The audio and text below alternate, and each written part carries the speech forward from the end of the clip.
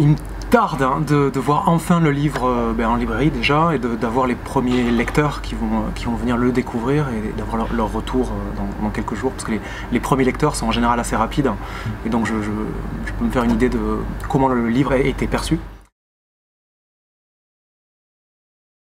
Il me tarde vraiment davantage que les fois précédentes, parce que ce livre est un peu plus important peut-être pour moi.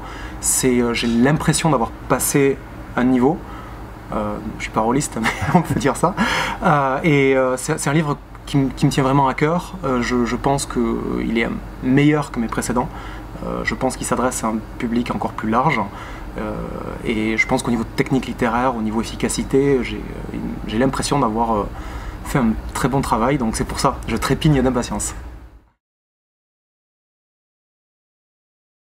Dans le cas de ce livre, je voulais vraiment arriver à une histoire assez universelle, à revenir à des codes assez classiques finalement du roman slash, enfin, ce qu'on a appelé le slasher. Et donc on est dans cette ambiance-là. Et c'était pour moi un peu plus exigeant au niveau de l'écriture, pour que le roman soit plus réaliste, peut-être que mes précédents, et aussi au niveau des personnages, puisque dans mes romans précédents, mes personnages étaient quasiment des super-héros.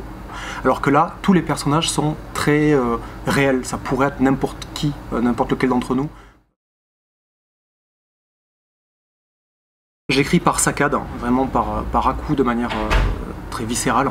Je commence à écrire quand j'ai déjà un début de roman, une première scène ou un élan en fait, premier qui va tout lancer. Et quand je sais à peu près où je vais aller, surtout pour celui-ci où la construction est assez importante. Tout le livre est construit comme une série de pièces de puzzle qui se mettent en place les unes après les autres. Et à la fin, en fait, toutes les pistes sont refermées, toutes les pièces de puzzle ont trouvé leur place. J'écris dans le sens chronologique de la lecture.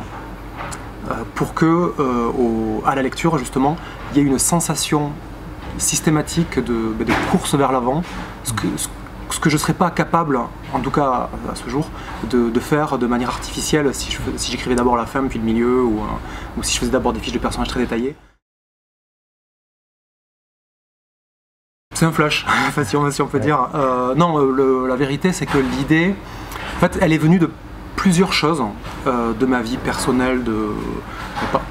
Le personnage principal est victime d'insomnie, parce qu'il a travaillé de nuit pendant 10 ans, et j'ai moi-même travaillé de nuit, pendant pas aussi longtemps, mais quasiment, et ça m'a détraqué mon sommeil. Donc il y avait cette idée-là, je me disais je peux faire quelque chose avec ça.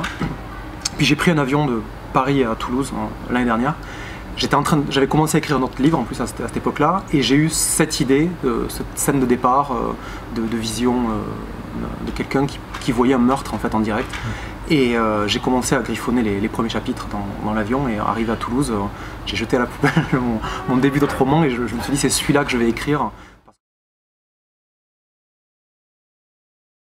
C'est des sujets qui m'intéressent, qui sont actuels.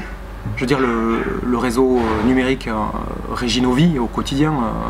On filme avec du numérique, on met sur internet ce qu'on fait. Le journalisme aujourd'hui est dématérialisé.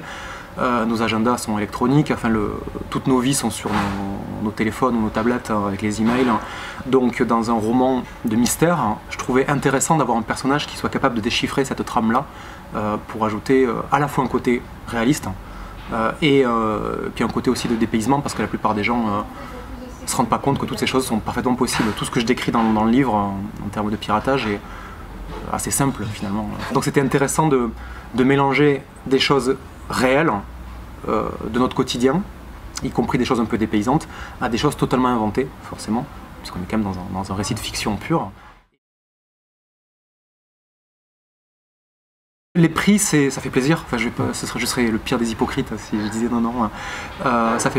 C'est un peu la cerise sur le gâteau, c'est le couronnement de quelque chose, parce que le livre a été distingué par des gens qui sont habitués à lire et qui sont des passionnés en général.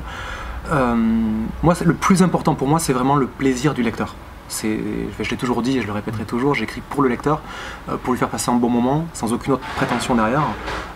Si en plus le livre peut être distingué par un prix, c'est un plus, mais c'est pas, j'écris pas pour avoir des prix, ou puis si le livre n'en a pas, c'est pas dramatique. Si les lecteurs l'aiment, j'ai fait mon boulot, et moi je suis le plus heureux des hommes.